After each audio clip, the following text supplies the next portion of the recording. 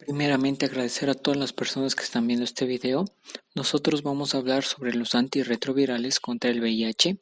El grupo está conformado por Estefanía Cajas, Juan Jarrín y Luis Mejía.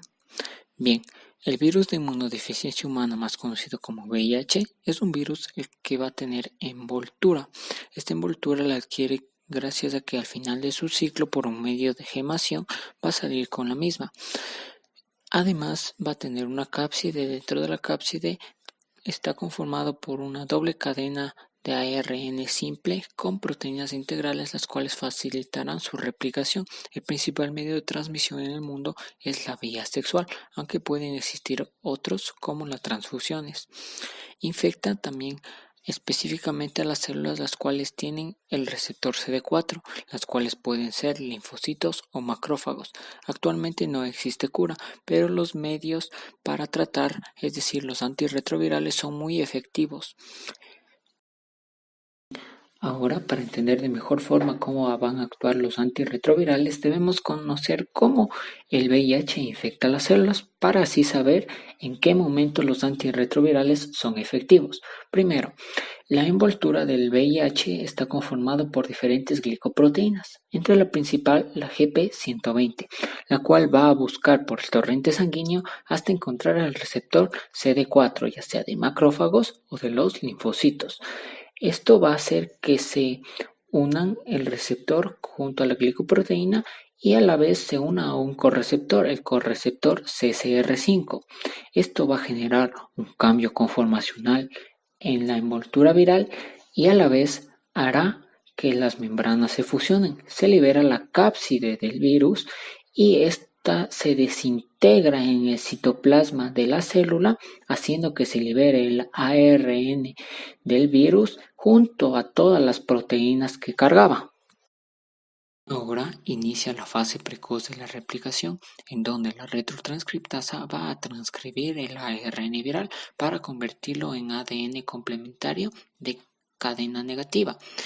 Esta también tiene una acción de endonucleasas, es decir, va a cortar esa cadena de DNA para convertirlo en una doble cadena de DNA, una positiva y una negativa, la cual posteriormente va a fusionar sus extremos para evitar las acciones líticas del citoplasma.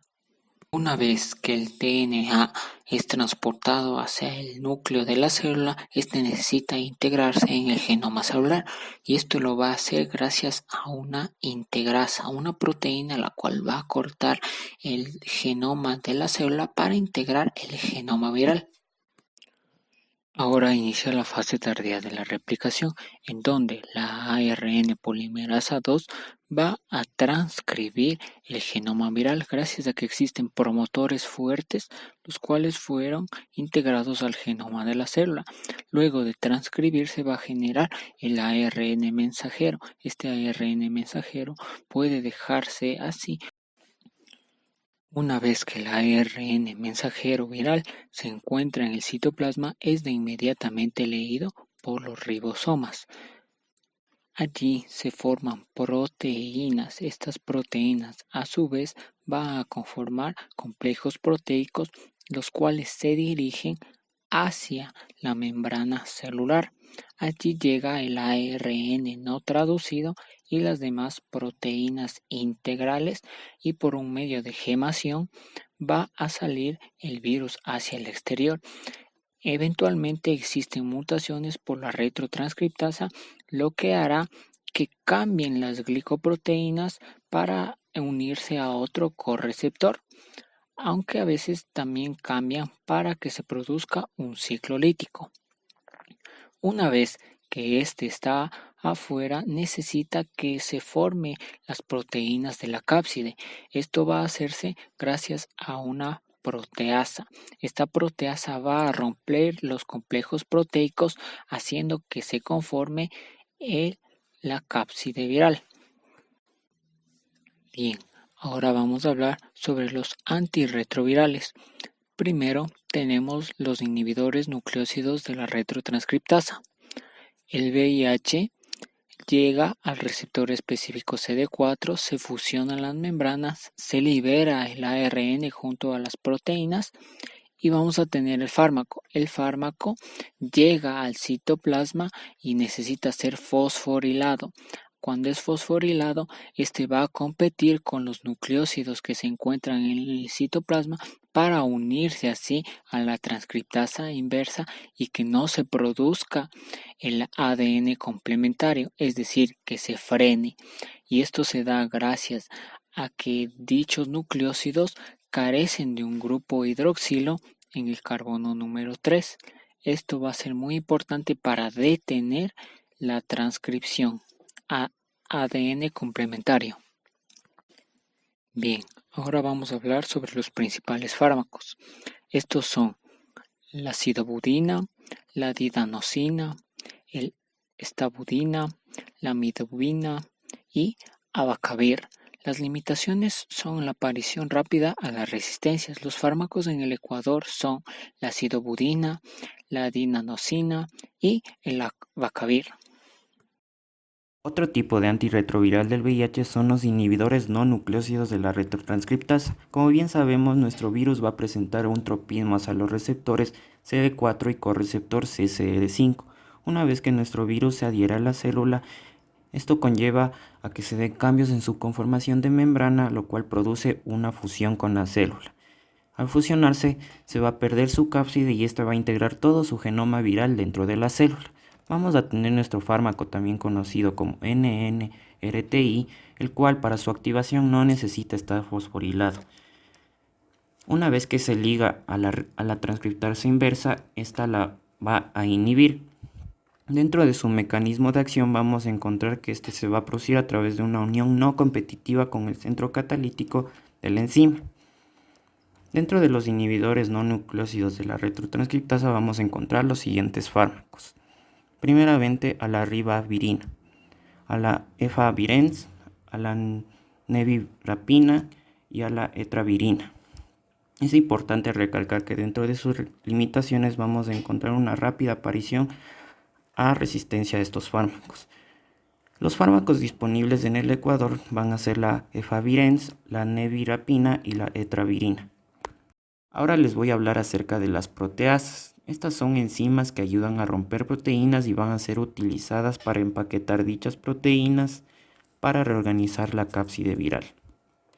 Es importante recordar que las proteasas van a ser fundamentales en la salida del virus, ya que son utilizadas en la maduración viral. Otro tipo de antirretroviral van a ser los inhibidores de la proteasa. Como ya vimos, nuestro virus del VIH se va a adherir a la célula, se va a fusionar, va a integrar todo su genoma viral, pero ahora vamos a tener un fármaco conocido como IP. Este fármaco IP va a ingresar dentro de la célula. Dentro de su mecanismo de acción vamos a ver cómo esta bloquea la proteasa del VIH, ya que la inhibe de forma competitiva. En los inhibidores de la proteasa vamos a encontrar los siguientes fármacos: atazanavir, darunavir, ritonavir y tipranavir. Dentro de sus resistencias se está desarrollando de forma secuencial 2 o más mutaciones contra dichos fármacos. Los fármacos disponibles en el Ecuador van a ser atazanavir, darunavir y ritonavir. Es importante recalcar que dichas mutaciones se están produciendo con el fármaco ritonavir. También tenemos a los inhibidores de la fusión. Como ya vimos, nuestro virus del VIH se va a adherir o unir con los receptores CD4 y correceptor CCR5 del linfocito. Este inhibidor de fusión va a bloquear la entrada y conexión del VIH con el linfocito. De esta manera va a bloquear su envoltura del VIH y también va a impedir su unión con la membrana del linfocito. En los inhibidores de la fusión vamos a encontrar los siguientes fármacos: enfuvirtida y por último al maraviroc. La integrasa. La integrasa es una enzima producida por un retrovirus que permite integrar su material genético en el ADN de la célula infectada.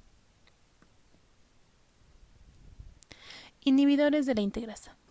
Los inhibidores de la integrasa actúan en un paso replicativo del VIH diferente del resto de las familias antirretrovirales, bloqueando el paso de la transferencia de hebra del proceso de integración.